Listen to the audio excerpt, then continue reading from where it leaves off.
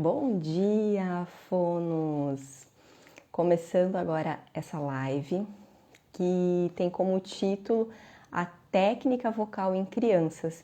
E lembrando que essa live ela faz parte de um evento maior que eu estou fazendo, que é a jornada Descomplica Fono. Então, ao longo de toda essa semana e da semana que vem, eu vou fazer lives pela manhã, às 7 da manhã, que é o horário que eu consigo fazer todos os dias igual. E quero aproveitar também esse momento para convidar quem ainda não está inscrito nessa jornada, tá? A inscrição é gratuita, é só ir lá no link da bio do Instagram ou do YouTube.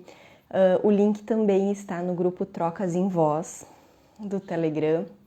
A inscrição é gratuita e o evento será online, totalmente gratuito. Esse evento ele ocorre nos dias 2, 3 e 4 de maio e é direcionado para fonoaudiólogos e estudantes de graduação.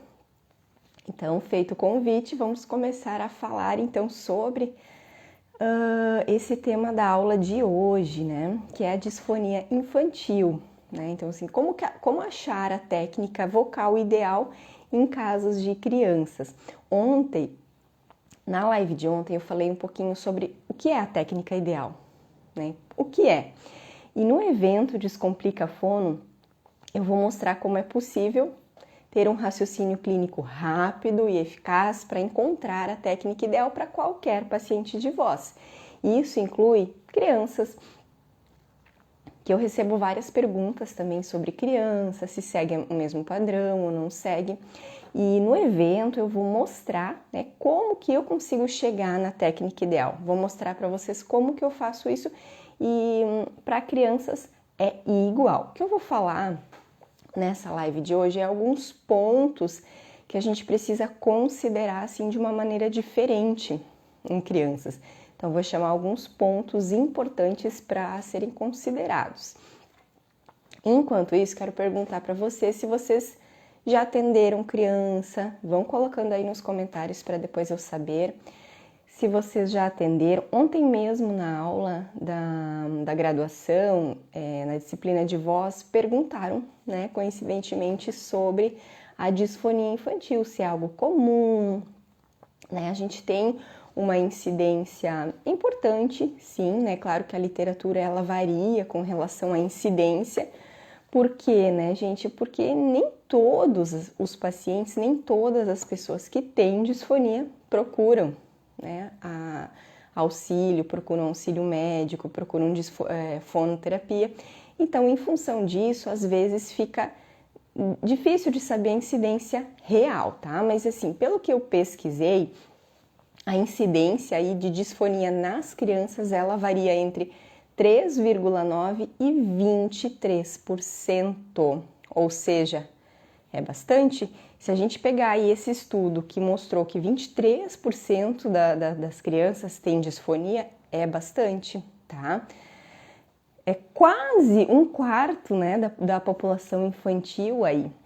E a gente vai ver que a população infantil ela tem algumas questões que predispõem um pouco a ter disfonias, tá? Eu vou falar hoje sobre orientações, sobre como conduzir a terapia, alguns pontos-chave que são bem importantes para o sucesso terapêutico em casos de disfonia infantil, tá? Vamos lá então, gente. Bom, o primeiro ponto bem importante, assim, ó, que diferencia bastante a nossa condução da terapia, a nossa postura, digamos assim, em relação à terapia, é quem buscou o tratamento. Porque isso não acontece, assim, com adultos, né? O paciente adulto que chega com um problema de voz, ele chega porque ele está com aquela queixa, certo? Ele chega porque ele está se sentindo prejudicado por aquilo, então ele está buscando. Às vezes não é, né? Às vezes até é um paciente que ele foi encaminhado por alguém, por algum outro motivo, acontece também. Mas geralmente é um paciente que tem consciência sobre a sua voz, sobre, né, que ela não está boa, enfim, que ela não está dando conta do trabalho, de todas as questões que ele precisa. A criança muitas vezes não tem essa consciência, tá? Muitas vezes quem percebe a queixa são os pais, os professores ou algum fono que vai na escola fazer triagem, tá? Então, isso é um fator bem importante, porque isso vai impactar muito na questão da adesão, né? E a gente sabe que para ter uma boa adesão, a gente precisa que essa criança, que esse paciente, ele siga, né, os exercícios, siga as orientações. E por tudo isso, de uma forma geral, a gente sabe que a fonoterapia na criança ela é um pouco mais lenta do que no adulto. Também pela questão de que na criança, eu vou falar um pouquinho mais depois na terapia, mas na criança a gente precisa muito mais de uma terapia mais lúdica. Não é igual ao adulto, que a gente consegue ocupar todo o tempo da sessão ali com estratégias de fato, exercícios que vão atuar diretamente na voz. Na criança não, na criança a gente precisa, assim, dependendo da idade, claro, a gente precisa colocar cada vez mais ludicidade, assim, quanto menor for a criança, e também colocar essas estratégias lúdicas de acordo com a idade dela, de acordo com os interesses. Então, a terapia na criança, ela é uma terapia que ela exige um pouquinho mais, assim, de criatividade da nossa parte, né? De criatividade, não no sentido de inventar técnicas diferentes, né? Não nesse sentido, mas no sentido de aplicar essas técnicas. Como que a gente vai aplicar? Então, assim, como a gente vai fazer para chegar na técnica ideal, nas técnicas ideais? Isso não é difícil, isso é seguir o mesmo passo a passo que a gente costuma fazer, o nosso raciocínio clínico, a avaliação, também já vou falar um pouquinho mais sobre a avaliação da criança, tá? Como a gente vai chegar nessa técnica para nós não vai mudar. O que vai mudar é como a gente vai aplicar essa técnica com a criança. A gente não vai poder sentar com a criança, uma criança de 6 anos. A gente vai sentar com a criança e vai ficar lá repetindo a técnica durante 40 minutos, assim, né? Uma técnica após a outra, a gente não consegue fazer isso dessa maneira, tá? Então, a gente precisa ter um pouco de criatividade e, às vezes, isso exige um certo perfil. Não é todo mundo que aceita atender criança, né? Tem gente que prefere não atender, até mesmo porque às vezes no consultório não tem tanta questão lúdica, jogos, enfim, materiais específicos para criança, tá? Só tomar uma água aqui.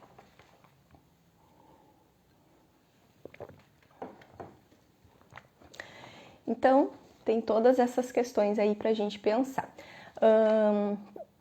O que é outra coisa que muda também na criança? Muda também a questão da anatomofisiologia. A criança ela tem alguns aspectos diferentes, tá?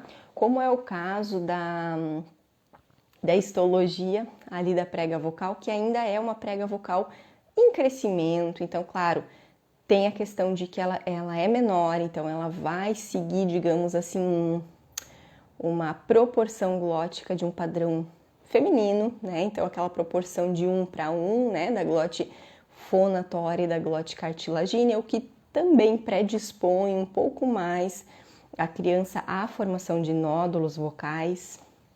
E a gente sabe que os nódulos vocais são a alteração mais frequente em casos de crianças disfônicas. Então, o que a gente mais vê acontecendo é a formação de nódulos vocais. Então, tipo assim, pega todas as crianças disfônicas que existem, se for fazer exame em todas elas, pelo menos é o que a literatura nos diz, né? Se for fazer o exame otorrino em todas elas, a maioria vai ter nódulos vocais. E claro que a gente tem também as alterações estruturais mínimas, né, da cobertura, o cisto vocal, que segundo a literatura é a segunda alteração mais frequente. Não sei, tá, gente? Por que eu digo não sei? Porque, assim, pode ser que outras alterações mínimas ocorram mais do que o cisto, mas o cisto é uma lesão, é uma alteração mínima que gera bastante interferência na voz, tá? Gera bastante rouquidão, soprosidade quando ele é localizado ali na região da zona nobre de vibração. Então ele vai gerar bastante queixas e por isso que esse paciente vai ter a tendência de procurar diferente de uma outra que talvez não gere tanta alteração. Né? Um microdiafragma laríngeo, que a gente já falou em outra live. O sulco vocal, depende se ele é estria maior, ele também pode gerar um pouco mais de alteração vocal, entenderam?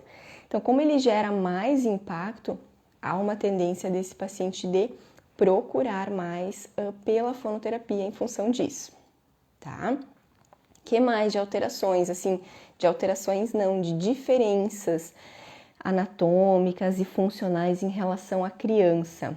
A capacidade vital, que também é menor. Então, óbvio que a gente vai esperar na avaliação um tempo máximo de fonação reduzido, né? Um tempo mais reduzido não, um tempo máximo diferente do adulto, um tempo máximo menor. Isso é importante. E, assim, qual é a normalidade da gente considerar o tempo máximo de fonação? A normalidade é mais ou menos a idade da criança. Então, se a criança tem 4 aninhos, a gente espera um tempo máximo de 4 segundos. Se ela tem 7, a gente espera um tempo máximo de 7 segundos. Isso é uma questão que ainda está sendo estudada, né? A gente ainda não tem estudos com uma população tão grande e não tem tantos estudos com relação ao padrão de normalidade do tempo máximo de fonação em crianças.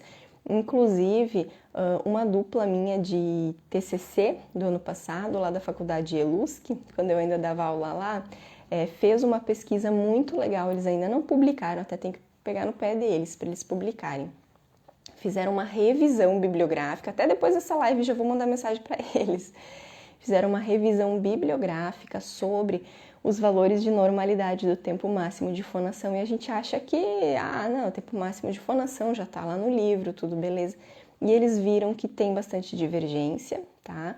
E até o momento, até assim, a gente ter dados mais fidedignos com populações maiores, eu digo para vocês, para a gente considerar ali mais ou menos a média realmente da idade, tá? Então, se a criança tem 9 anos, ela vai, né, será esperado um tempo máximo de 9. Embora a gente saiba que na prática tem diferença, né, entre meninos e meninas, tem diferença se a gente considerar também a altura da criança, claro, né? Então, tudo isso a gente vai ter que considerar na avaliação, ou seja, uma criança que tem 9 anos e é mais pequenininha, como a gente sabe que tem alguns, né?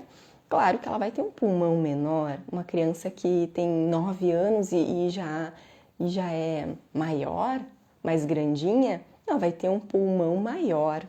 Então, tudo isso a gente precisa considerar na hora de fazer a avaliação. Mas eu quero chamar a atenção para um ponto que é o seguinte: às vezes, essas crianças disfônicas, elas acabam tendo como resultado um tempo máximo de fonação bom. E aí a gente precisa olhar, já fiz live também falando sobre o tempo máximo de fonação, como interpretar. Não é só olhar o tempo, não é só olhar o tempo. A gente precisa ver como é que está a qualidade desse tempo máximo de fonação. Porque um tempo máximo normal, porém com uma respiração ruim, um suporte respiratório ruim, um tipo respiratório alterado, pode ser que a criança está o quê? Forçando aqui na região das pregas vocais, fazendo hipercontração glótica, ali a fonação. Tá? Então isso a gente tem que ficar bem atento. Ou mesmo tempo máximos de fonação bons, que são grandes. Nem sempre isso é bom, tá? Geralmente a criança ela não vai ter um treino respiratório, não. E a gente também tem que considerar, agora lembrei, muitas crianças com problemas respiratórios associados, inclusive uma asma, por exemplo, ou mesmo porque é frequente na população infantil, rinites, alergias respiratórias recorrentes aí. Então, tudo questões que vão estar interferindo. Até a gente pode ter uma incidência um pouco maior de alterações vocais justamente nessas crianças que têm alterações respiratórias assim, mais altas, né? Rinite, sinusite, enfim, infecções aí de vias aéreas, desvio de septo, adenoide, todas essas alterações de respiração acabam predispondo mais a criança a ter alterações laríngeas. Por quê? Se ela tem essa questão, alergias, que vai ter mais secreção nasal, essa secreção ela vai descer e ela é mais ácida, então ela pode gerar também um certo edema na laringe, pode gerar mais pigarro, e sem falar na ressonância, que vai ficar alterada. Então, o paciente que não tem uma boa ressonância nasal, ele vai ter a tendência a forçar mais. Todos os pacientes, né? E a gente falando de criança, parece que a gente aumenta, né, um pouquinho essa ocorrência de problemas aí nasais, problemas respiratórios. Então, aqui chama atenção também, como eu disse ontem na aula para os alunos, anotem, né? Que às vezes a gente não anota e depois esquece. Muito importante fazer a avaliação de MO, da motricidade orofacial. Eu espero que vocês façam a avaliação de MO em todos os pacientes de voz, tá? Porque a gente tem muita, né? Já falei várias vezes, assim, a gente tem muitas alterações que são alterações de voz, mas que estão associadas ou mesmo decorrem de alterações de MO. Então, a gente precisa fazer, sim, uma boa avaliação de MO. São duas áreas que são bem irmãzinhas, assim, bem próximas, né? Elas ficam interligadas. E na criança, muito, muito importante, tá? Muito importante. Às vezes também a gente recebe pacientes, crianças, né? Depois de cirurgias, por exemplo, de desvio de septo, adenoide, porque depois muda a ressonância. Tipo assim, ó, olha só, traduzindo aqui em miúdos, o que eu vejo na prática. Depois que eles fazem a cirurgia, eles ficam com a voz mais hipernasal, assim, né? E os pais acham muito estranho. Nossa, o que aconteceu? Ficou com a voz nasalada, daí já ficam com medo, né? Alguma coisa relacionada à cirurgia. Mas o que acontece mais ou menos assim na prática? Como a criança tem um nariz trancado, vamos usar o termo, né? Tem lá as adenoides, tá? Ela não acaba fazendo uma contração tão boa do véu palatino ali. Ela não faz um fechamento tão bom ali dessa questão do véu. E aí, quando retira as adenoides, fica livre o espaço e ela não está tão acostumada a movimentar o véu. Ou, às vezes, a gente tem alterações também, né? Enfim, ali nessa região que pode retirar também amígdalas, né? Então, já fica maior o espaço ali, né? Então, aquela coisa fica um pouco desorganizada e não quer dizer que a cirurgia não foi boa ou que, né, foi retirada uma parte ali que vai gerar uma abertura que vai precisar ser corrigida. Não, geralmente não é isso. É mais uma questão mesmo funcional. E a gente tem que trabalhar essas coisas. E às vezes eu vejo alguns fonos em desespero, assim, ai meu Deus, um paciente depois da cirurgia nasal, mas e aí o que tem a ver com a voz e agora, né? Então, a gente pode trabalhar essas questões funcionais relacionadas a essa musculatura de língua, de faringe, de véu. Isso já acaba ajudando muito a voz, porque senão ele pode também desenvolver um problema de voz, esse paciente. Ele começa a falar com a voz hipernasal e aí ele também precisa aumentar mais o esforço para ser ouvido, tá?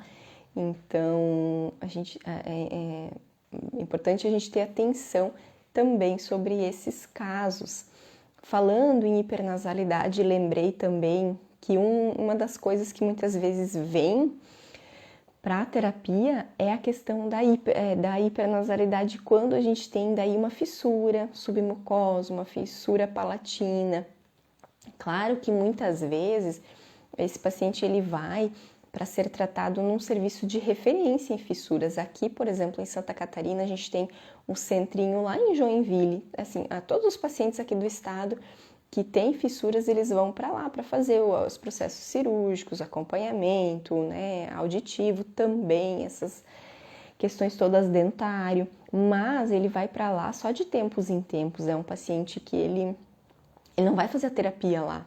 Então, ele precisa fazer a terapia na região onde ele mora.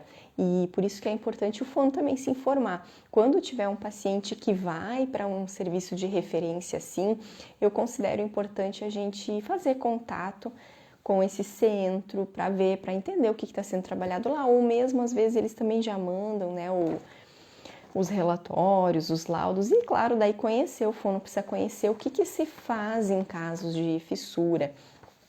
Uma coisa importante a gente saber que quando existe uma limitação anatômica, isso é algo que é meio óbvio, mas às vezes o óbvio precisa ser dito. Quando a gente tem uma limitação anatômica, não existe técnica vocal que vai resolver uma limitação anatômica, entenderam? Se o paciente tem uma fissura palatina que não está corrigida ou que foi corrigida, mas que não conseguiu ali, né, fechar totalmente aquele gap, ou que não existe musculatura suficiente, né, a musculatura do véu, não existe musculatura suficiente para fechar, não vai haver exercício que melhore essa condição.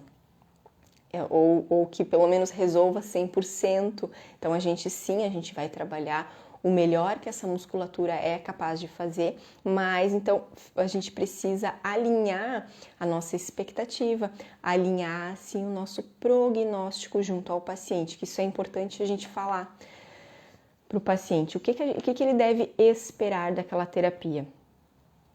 Tá? Isso é bem importante em casos de fissura também, e outros casos também.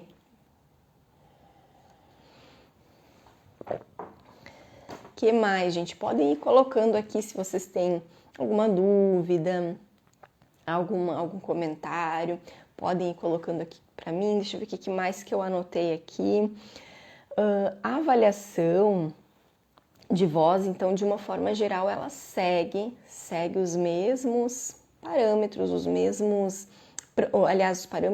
os procedimentos de uma avaliação do adulto. O que muda são alguns parâmetros aí de normalidade. Já citei o exemplo do tempo máximo de fonação e a voz também.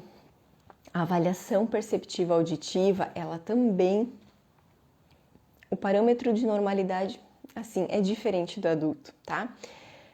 E é um pouquinho difícil até a gente delimitar na criança uma voz que seja 100% normal, né? Claro que um paciente que tem nódulos, cistos, ele vai ter uma alteração maior, assim, bem evidente.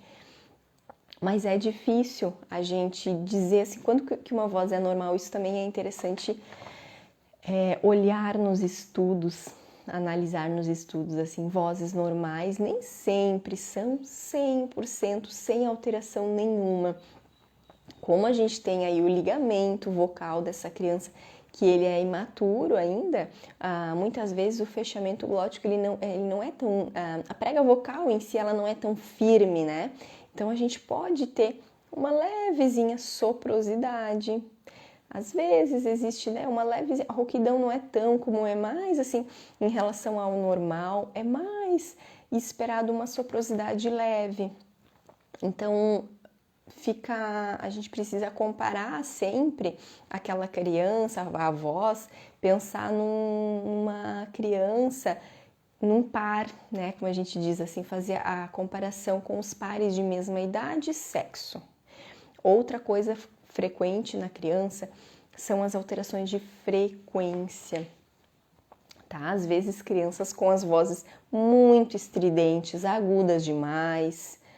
Uma criança que tem, por exemplo, a laringe muito elevada, ela vai ter uma voz muito estridente, muito esganiçada. Deixa eu só arrumar aqui meu microfone, senão ele começa a dar barulho.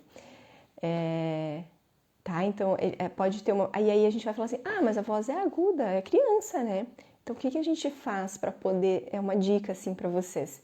O que a gente faz para poder ver se está além do esperado ou não? A gente compara com alguma outra criança que a gente conheça que tem aquela mesma idade. Outra questão são vozes graves, e aí meninos, a gente precisa ter atenção com relação à frequência de voz dos meninos. Às vezes a gente tem alteração também, tá? E aí a gente precisa ter muita atenção sobre esses aspectos. Deixa eu só ver uma pergunta aqui. Adulto com estenose laríngeo subglótica é cirúrgico? Depende do grau, tá? Depende do grau. Às vezes pode ser cirúrgico, às vezes a gente consegue tratar. E vai ter outras manifestações também, né? Tem que analisar a disfagia, mas a gente precisa pensar que primeiro o paciente precisa respirar, né? Eu acabei de falar antes nessa questão da limitação anatômica. Então, a limitação anatômica, ela vai ser um fator que a gente precisa considerar, ou seja, existe uma alteração anatômica, então quanto daquilo ali que eu consigo manejar? Então, tudo depende do grau e é importante discutir com o otorrino.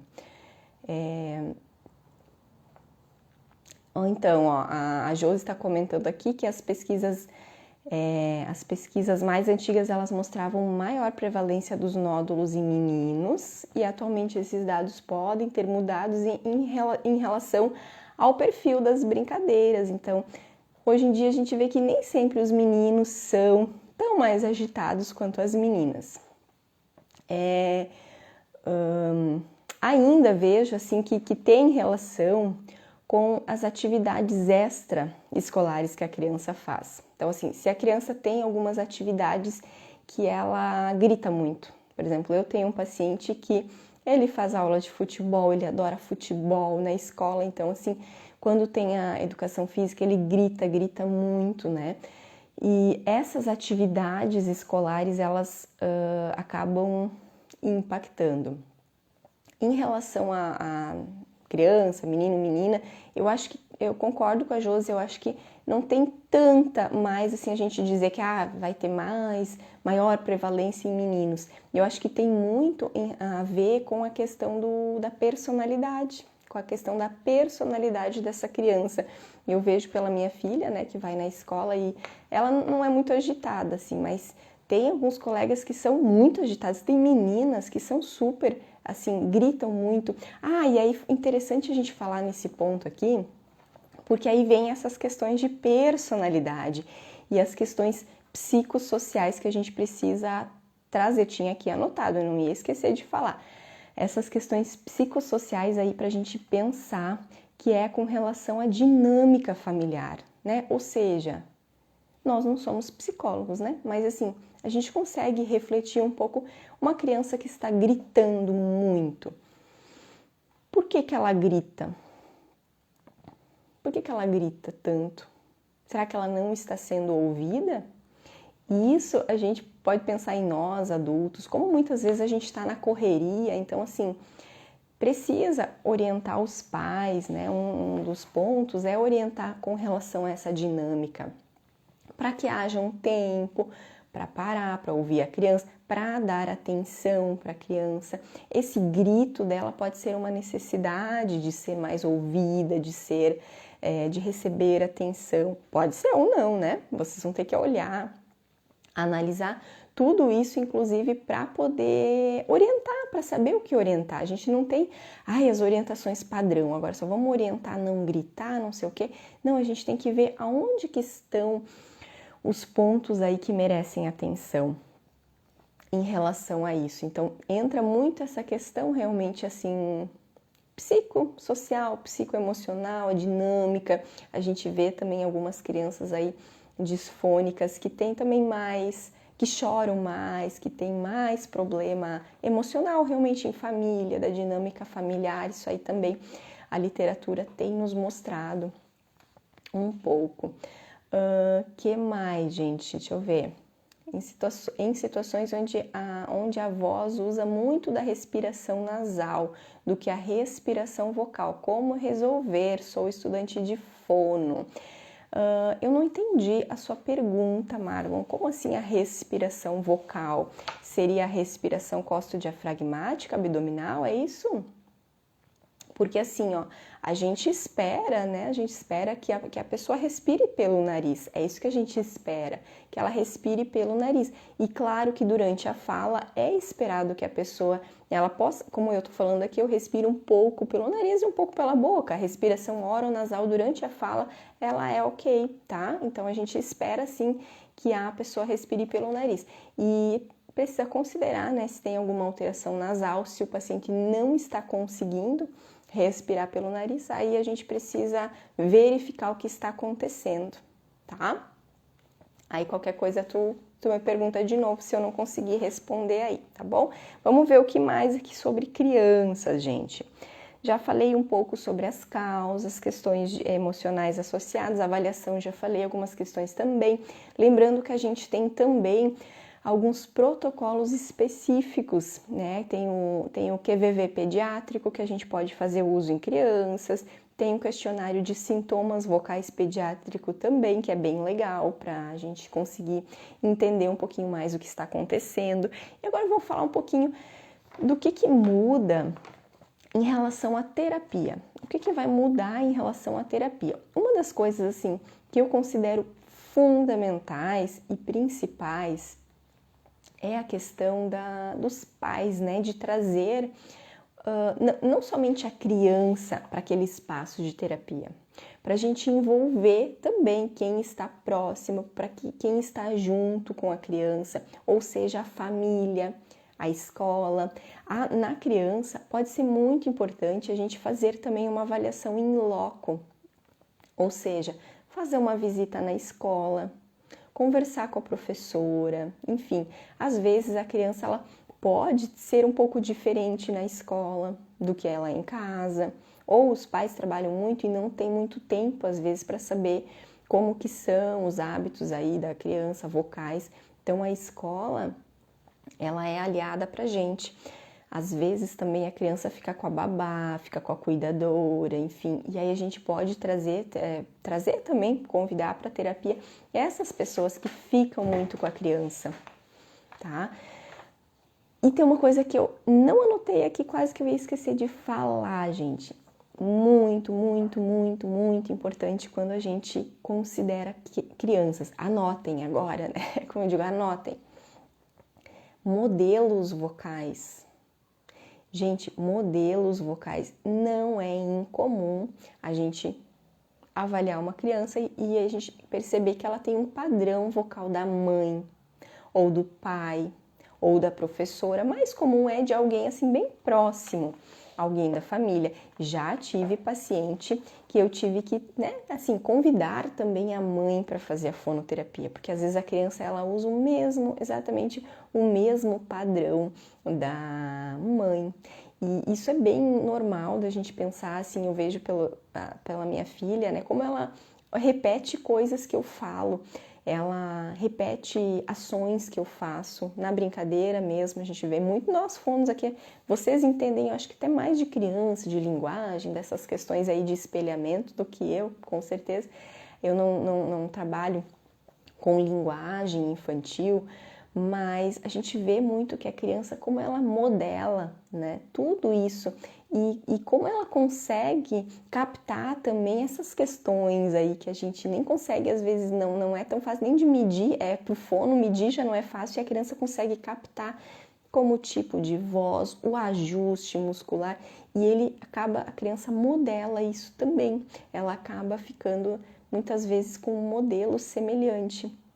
E a gente precisa ver se ela está utilizando um modelo da mãe, do pai, e às vezes a mãe ou o pai também são disfônicos. Às vezes eles têm aquela disfonia que nem percebem, né? A voz já é uma qualidade mais prejudicada, mas eles acabam não percebendo tanto, né? Então a gente precisa daí, muitas vezes, trazer esse familiar aí para terapia também. Mesmo que ele não seja disfônico, é importante que a família esteja muito presente no processo de terapia, porque a criança, quanto menor, tá, gente? Quanto menor ela for, mais dependência ela vai ter para seguir as orientações e fazer os exercícios. A criança não vai lembrar de tomar água toda hora, precisa ter alguém que auxilie, que ajude nesse processo, tá? Que ajude a ela a fazer os exercícios, que faça durante a brincadeira. Então isso é algo super importante, né? Trazer a família para esse espaço de terapia. Eu gosto de fazer, quando eu tenho criança, eu gosto de fazer a terapia, muitas vezes trazendo os pais junto mesmo para a sessão. E aí a gente percebe até mesmo como é que é a relação entre a criança e os pais ali, ou a mãe ou o pai, né? E a gente consegue entender o que a gente pode e precisa orientar também. O que mais com relação à terapia, gente? Então, falei da questão lúdica, que a gente vai na terapia, a gente, com criança, a gente precisa trazer mais essa ludicidade, a gente pode colocar... E aí vai a criatividade, né, gente? Aí entra a criatividade realmente de como colocar aquele exercício ideal, aquela técnica que vocês percebem a mudança para dentro do exercício. Então pode ser um jogo, daí se a criança for um pouquinho maior, ela tem lá seus 8, 9 anos, vocês podem fazer um jogo, por exemplo, joga o dado e o número que sair do dado, antes de jogar a pecinha, a gente vai fazer esse número aí de repetições dessa técnica. Ou então, uma criança menor, a gente vai fazer uma pista de carrinho e vai fazer o som do carrinho. Aí vocês podem, né... Pode ser,